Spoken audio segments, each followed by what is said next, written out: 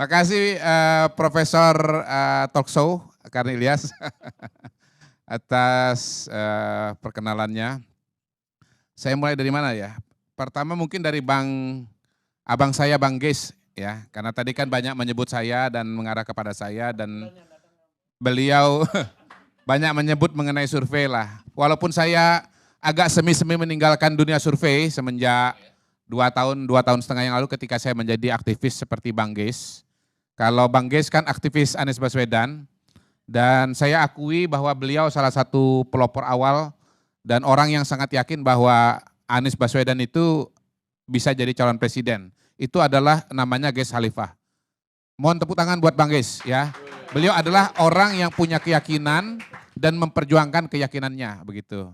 Nah saya muji beliau supaya nanti ya bisa diterima bahwa saya juga memperjuangkan ide dan gagasan saya gitu. Dan hemat saya gagasan saya sekarang udah tercapai juga walaupun bukan 3 periode tapi 2,5 periode. Dengan masuknya Gibran ya? Iya silahkan rakyat. Enggak, saya baru sadar dengan iya. masuknya. Enggak, saya menjawab beliau. Saya menjawab beliau.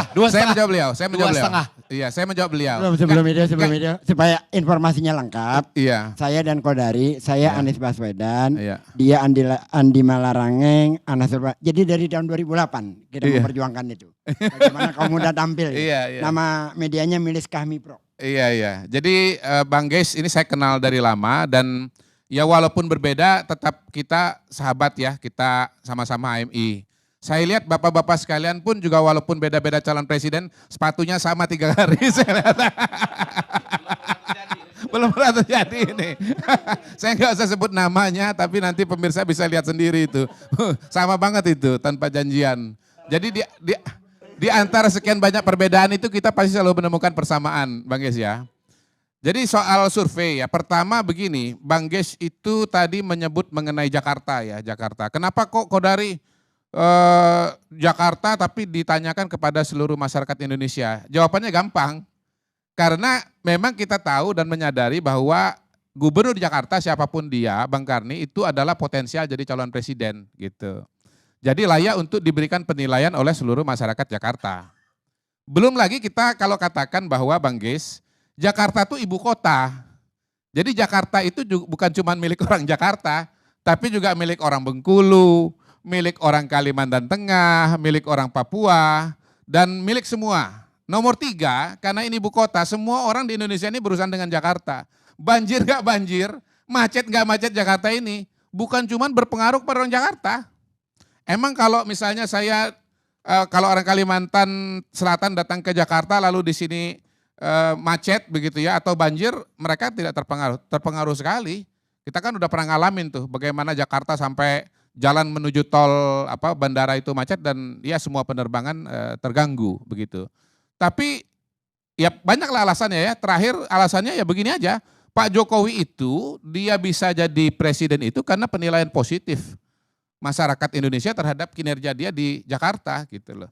Jadi saya mau tahu dan saya kira publik berhak tahu dan media juga perlu tahu bahwa bagaimana sih sebetulnya penilaian masyarakat terhadap Anies dan menurut saya itu terkait dengan peluang beliau untuk bisa maju di di pertandingan di Pilpres gitu Bang.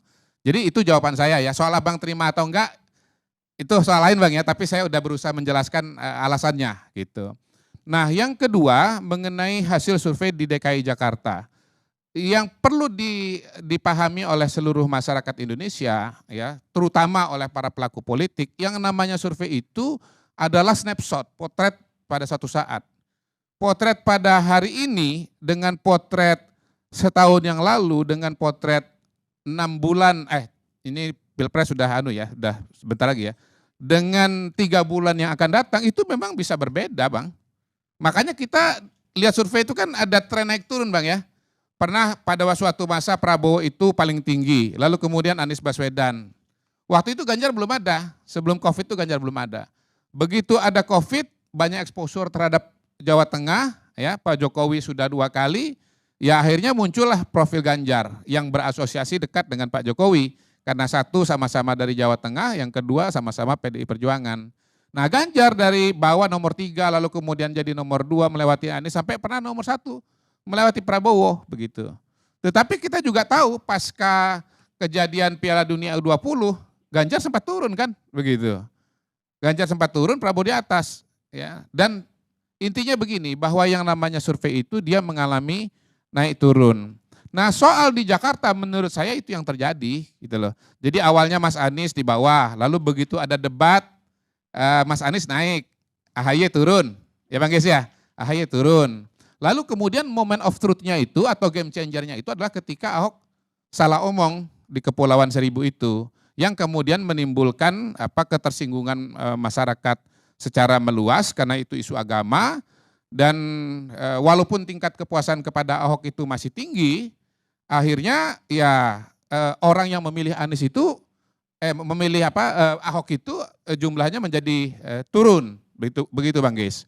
Nah, saya sendiri sebetulnya orang yang berbeda dengan siapa tadi? Yunarto Wijaya ya. Saya ada survei kok terakhir kira-kira mungkin 2 minggu atau 10 hari sebelum coblosan, tapi untuk keperluan sendiri begitu, tidak dipublikasikan. Tapi saya kasih tahu dengan Mas Anies lewat teman saya kuliah, udah almarhum, namanya Aris Mufti. Benar ya? Ada Mufti ya, Aris Mufti ya. Saya kasih tahu. Kalau mau diperlukan bisa tanya dengan Mas Anies. Sehari sebelumnya saya udah kasih tahu bahwa Mas Anies Anda menang gitu. Jadi saya kalau bicara survei itu nggak pernah melihat satu masa dan kemudian itu sudah pasti akan seterusnya begitu. Dia bisa sangat dinamis. Termasuk soal Jawa Barat. Jawa Barat itu ada fenomena yang menarik. Bagaimana pada awalnya calon gubernur tertinggi itu adalah Agung Gumelar, nomor 2 itu adalah Dani Setiawan, lalu kemudian Ahmad Heriawan. Nah, saya udah yakin bahwa Dani Setiawan pasti kalah karena tingkat kepuasan kepada Dani itu, Bang Geis, itu rendah sekali, 30 atau 25% lah. Tinggal pertanyaannya siapa yang mengalahkan dia gitu.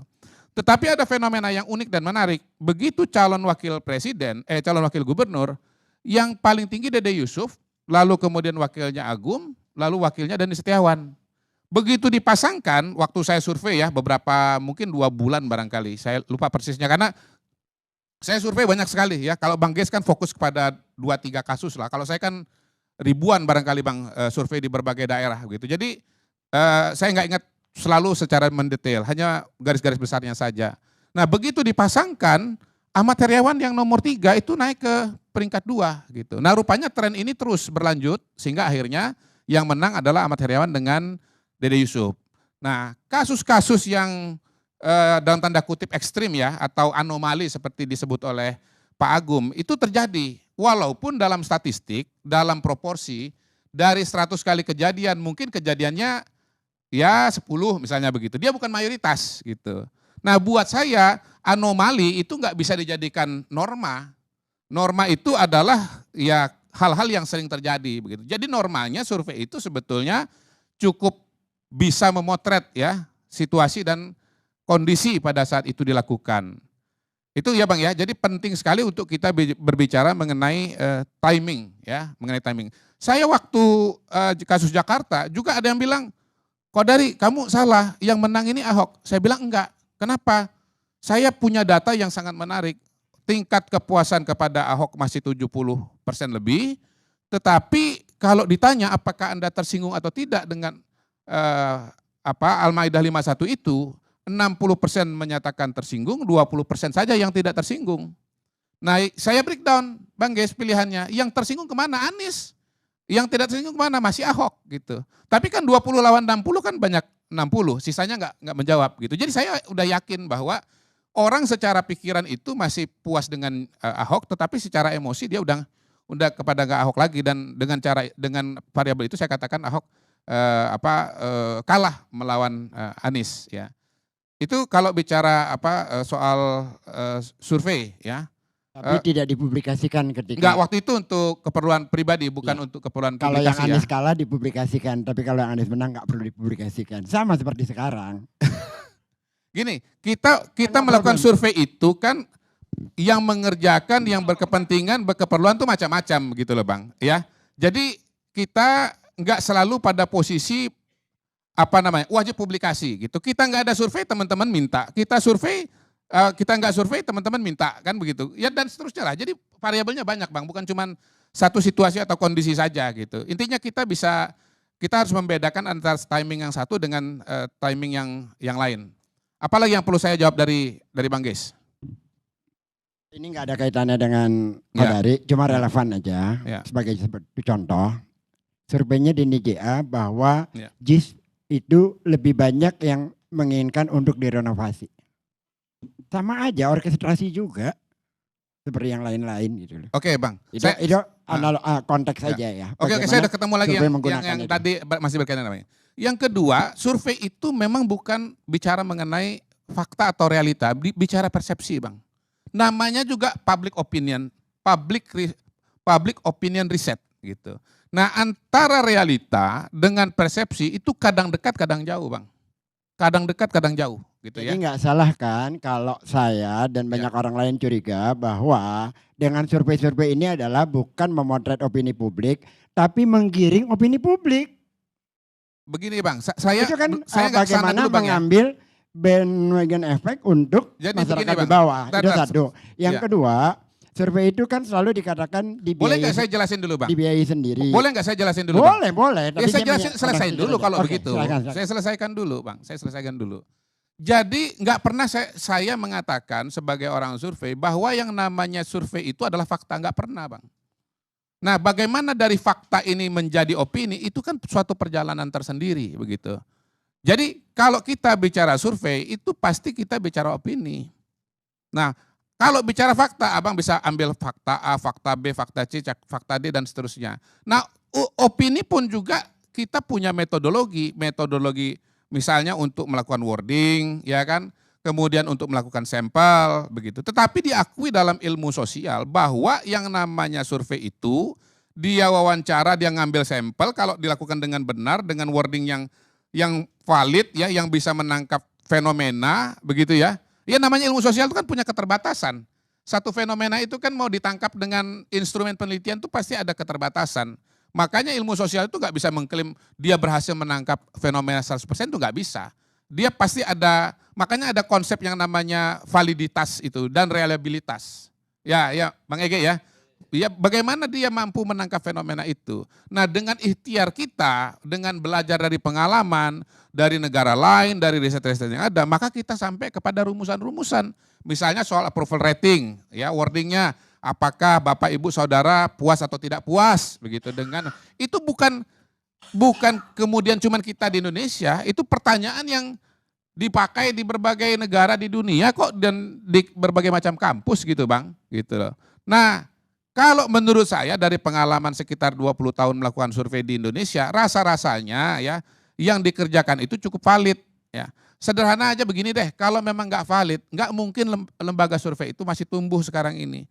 Masih ada sekarang ini. Lembaga survei pada zaman saya masih memulai ini di awal dengan sekarang Bang. Oh jauh lebih banyak Bang. Yang kedua kalau ini nggak bisa dipakai, nggak mungkin orang tetap pakai gitu loh. Jadi karena dia tetap berguna maka dia akan pakai. Ya terakhir nih Bang ya, karena ini mau menjawab pertanyaan Abang, pertanyaannya siapa yang akan menang. Menurut saya yang akan menang namanya Prabowo Subianto. Kalau pakai data pada hari ini. Ya kan sesuai dengan pertanyaan kan Bang. Yang siapa yang menang kan? Dari tadi itu belum ada yang jawab kan, saya yang jawab langsung ini. Ya sesuai juga dengan hasil survei. Iya sesuai dengan hasil survei yang ada pada hari ini proyeksinya yang menang adalah Prabowo Subianto. Ya. Pertama surveinya tadi kalau pakai pegangan survei yang unggul ada Prabowo. Yang kedua, menurut saya memang trennya itu Prabowo akan menang karena apa? Satu, dia udah punya suara sendiri 2014-2019. Nah, itu belum 50%. Untuk dapat 50%, masuklah Gibran. Dia ngambil menang itu dengan cara ngambil suara Jokowi. Kan begitu kan? Dia kan udah punya suara nih. Tahun 2019 berapa? 45%. Tahun 2014 47%. Jadi memang Prabowo ini udah nggak jauh dari kemenangan. Dia tinggal tambah, kalau patokannya 2014-2019 itu patokannya tinggal tambah barangkali 10% lah katakan begitu. Nah 10% itu suara siapa? Itu suara Jokowi. Suara Jokowi. Nah sekarang ada Gibran di situ, maka yang 10% ini diharapkan untuk datang kepada Jokowi. Apakah kepada Prabowo? Nanti apakah datangnya 10% atau 20% atau 30% itu soal lain lagi begitu. Tetapi seorang Prabowo dia sudah punya modal suara tahun 2014-2019, supaya sederhana kita 2019, ada yang lari kepada Mas Anies, ya, sedikit yang lari kepada Ganjar, ya.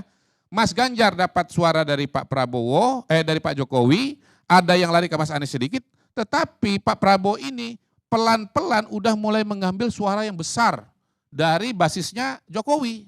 Pertama karena dia gabung dalam pemerintahan, kedua dia sering jalan dengan Pak Jokowi, yang ketiga sekarang ada Gibran Rakabuming Raka gitu loh. Jadi kalau saya yang ditanya pada hari ini, lihat data, lihat pola, lihat tren, ya, pada hari ini yang berpeluang menang adalah Prabowo Subianto dengan Gibran Rakabuming Raka. Apakah pasti menang? Enggak, Pak. Kan balik lagi tadi, yang namanya opini publik itu sangat dinamis. Tetapi dalam waktu yang tersisa dengan pola suara yang ada, dengan analisa yang mempertimbangkan beberapa variabel tadi, maka dugaan saya yang akan unggul adalah Prabowo Subianto dan Gibran Rakabuming Raka. Ya, tapi berbeda banget dengan opini di kalangan atas di Jakarta yang kita monitor ya. Semuanya kan menyerang Prabowo dan Gibran. Iya. Iya gini, jadi persepsinya.